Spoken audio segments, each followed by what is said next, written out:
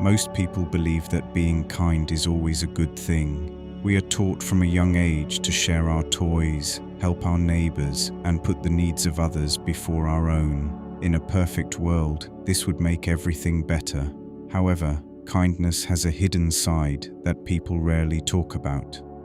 When we dive deeper into the human heart, we see that being too nice can sometimes lead to unexpected problems for both the giver and the receiver. This complexity is often ignored because we want to believe that good intentions always lead to good results. To understand the full picture, we must look at the shadows that kindness can cast when it is not balanced with wisdom and self-respect. One major issue with constant kindness is that it can become a mask. Sometimes people are kind because they are afraid of conflict. They agree with everyone and help everyone just to avoid a fight or to make people like them. This is often called people-pleasing. The problem here is that the person loses their own voice. They spend so much time making others happy that they forget what they actually want or need. Over time, this builds up a lot of secret anger. They might look like an angel on the outside, but inside, they feel tired and ignored. This internal pressure can eventually lead to a sudden explosion of emotion or a complete mental burnout because no one can carry the weight of the world forever. They become a stranger to themselves, living a life that belongs to everyone else but them. This kind of kindness is not a choice, but a prison. There is also the serious danger of being taken advantage of by others. In a world where most people are good, there are still those who look for weakness. They see a kind person as a target rather than a friend. If you never say no, people will eventually stop asking for your help and start demanding it as if it were a duty. This leads to a toxic cycle where the kind person does all the work while others do nothing. This isn't just bad for the kind person, it is bad for the relationship itself. True friendship requires balance, but extreme kindness can create a master and servant dynamic without anyone realizing it until it is too late to fix the bond. When you are too kind, you accidentally teach people that your time and your feelings do not matter as much as theirs. You become a doormat, and eventually people will stop noticing that you are even there. Another strange part of the dark side of kindness is how it affects the person receiving the help. If you always step in to solve someone else's problems, you might actually be hurting them in the long run. By being kind and doing everything for them, you take away their chance to learn and grow from their own mistakes. They become dependent on you for every little thing. In this way, kindness can act like a golden cage. You think you are helping them fly, but you are actually making sure they never need to use their own wings.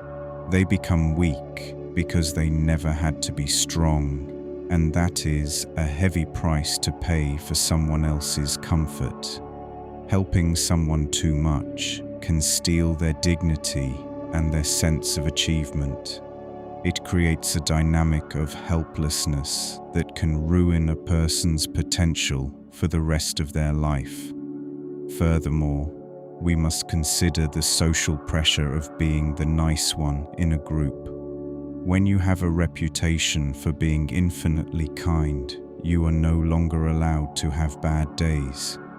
If a normally grumpy person does something small and mean, people expect it. But if a kind person shows even a little bit of frustration, people react with shock and judgment. This creates a prison where the kind person feels they must act perfectly at all times. They cannot be human. They cannot be sad or angry. They must always wear the smile that everyone expects, which is an exhausting way to live. This expectation forces them to suppress their natural emotions, which can lead to physical illness or deep depression over many years. The world demands a saint, but they are only human, and trying to bridge that gap can break a person's spirit. We also have to look at the motive behind the actions. Sometimes, kindness is used as a hidden tool for control. Have you ever met someone who does a lot for you, but then they remind you of it every time they want a favor? This is often called weaponized kindness. It creates a psychological debt that can never be fully paid back. It makes the receiver feel guilty, which gives the giver power over them.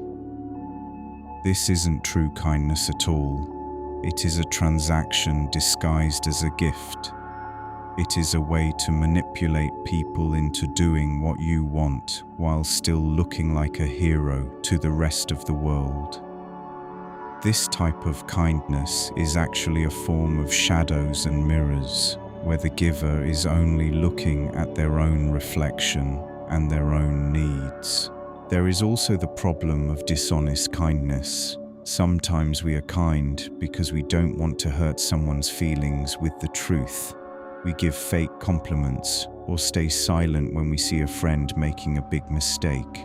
While we think we are being nice, we are actually being dishonest.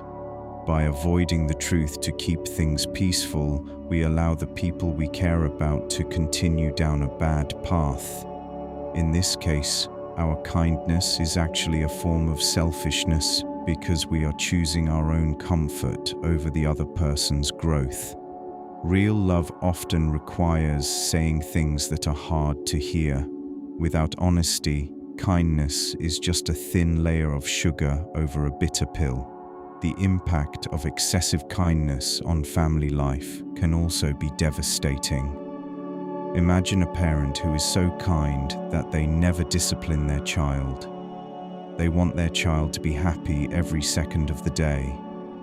As a result, the child never learns about boundaries or the consequences of their actions. This child grows up into an adult who cannot handle the word no and struggles to function in a society that doesn't revolve around them.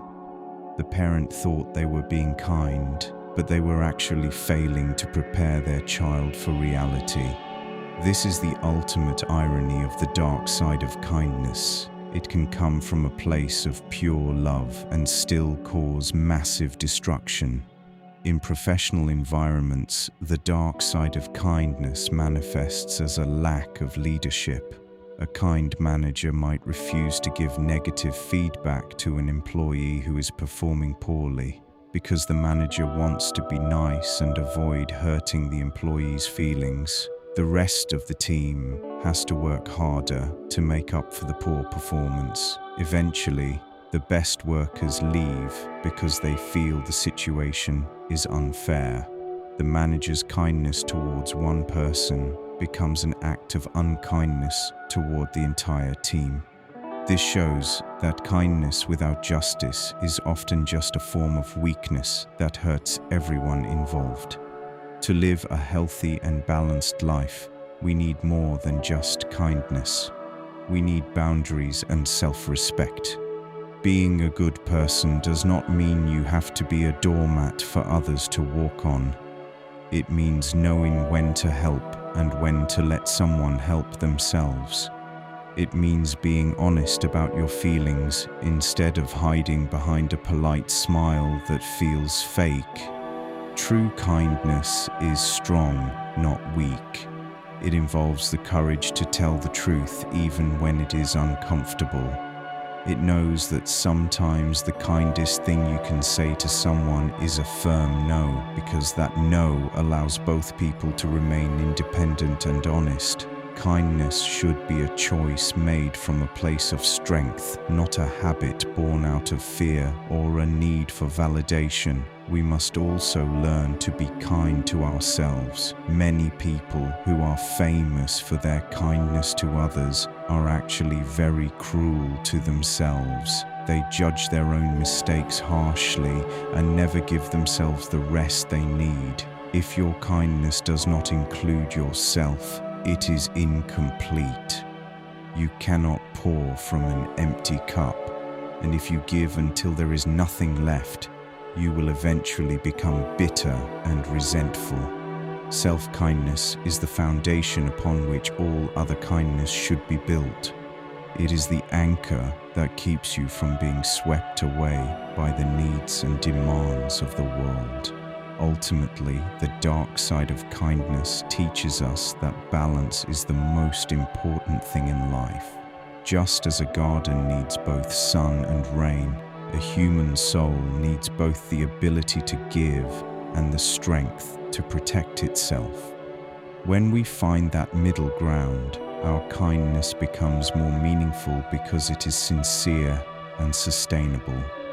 We can help others without losing ourselves, and we can love the world without letting it break us. This is the path to a truly good life, where kindness is a light that never goes out, but also a light that doesn't burn the person holding the candle. We must remember that being a good person is a journey of wisdom, not just a series of nice gestures. By understanding the dark side of kindness, we can finally practice the bright side of it with clarity, honesty, and true strength.